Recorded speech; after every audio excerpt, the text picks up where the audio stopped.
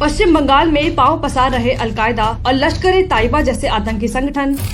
प्रदेश में ममता सरकार में जमकर फल फूल रहा है वहाबी नेटवर्क, लेकिन वोट बैंक की पॉलिटिक्स और तुष्टीकरण की राजनीति की वजह से ममता सरकार बनी हुई है मूक दर्शक।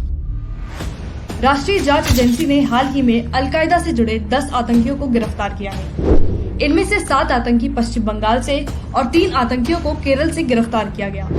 इन आतंकियों को दिल्ली एनसीआर और भीड़ भाड़ वाले इलाकों में धमाके करने की जिम्मेदारी सौंपी गई थी, लेकिन लॉकडाउन की वजह से ऑपरेशन टाल दिया गया था। एनआईए ने इन लोगों के पास से हथियार, विस्फोटक, कवच, इलेक्ट्रॉनिक डिवाइस और जिहादी साहित्य भी बरामद किया है। पूछताछ में इन आतंकियों ने बताया कि आतंकी संगठनों ने पश्चिम बंगाल के 4 जिलों मालदा, मुर्शिदाबाद, उत्तर दिनाजपुर और बीरभूम को बना रखा है अपना अड्डा। यहाँ वहाबी विचारधारा को फैलाकर खड़ा किया जा रहा है आतंकियों का बड़ा नेटवर्क। यहाँ नए भर्तियों को सिखाया जाता है विस्फोटक बनाना और ब्रेन वॉश करने के लिए दिखाई जाती है ओसामा बिन लादेन और अल जवीरी की वीडियो। इतना ही नहीं, सोशल मीडिया पर भी फैला है इन आतंकियों का जाल और इस पूरे नेक्सस के पाकिस्तान से भी तार जुड़ रहे हैं। अलकायदा के अलावा लश्कर-ए-ताइबा का भी पसंदीदा राज्य बना हुआ है पश्चिम बंगाल।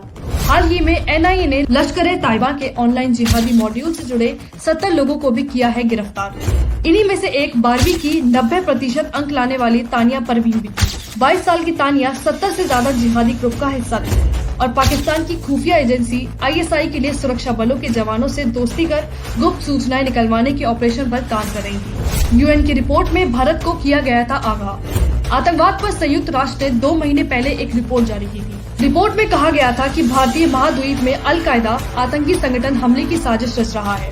भारतीय उप महाद्वीप में अलकायदा के करीब 180 से 200 आतंकी हैं। पिछले कुछ सालों में पश्चिम बंगाल के बांग्लादेश सीमा से जुड़े जिलों की धार्मिक जनसंख्या अनुपात में भी आया है तेजी से बदलाव। इस बदलाव की वजह से बॉर्डर पर देश विरोधी गतिविधियों में तेजी आई है। इसी रास्ते ड्रग्स, नकली नोट, मानव तस्करी और कटान के लिए जानवरों की जमकर तस्करी होती है। उधर ममता सरकार में भीड़ के हवाले हो चुका है बंगाल। प्रदेश में एक सोशल मीडिया पोस्ट की वजह से पुलिस चौकियों में आग लगा दी जाती है, रेलवे स्टेशन पर हमला कर दिया जाता है।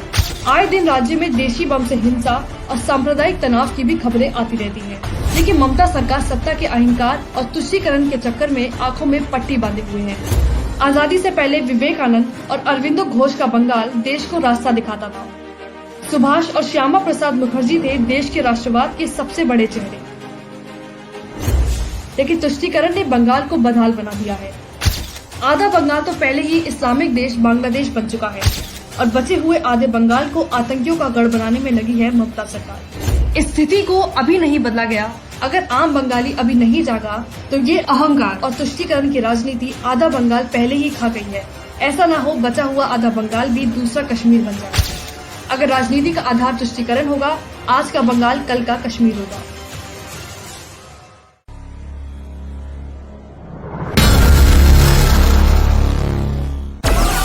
Download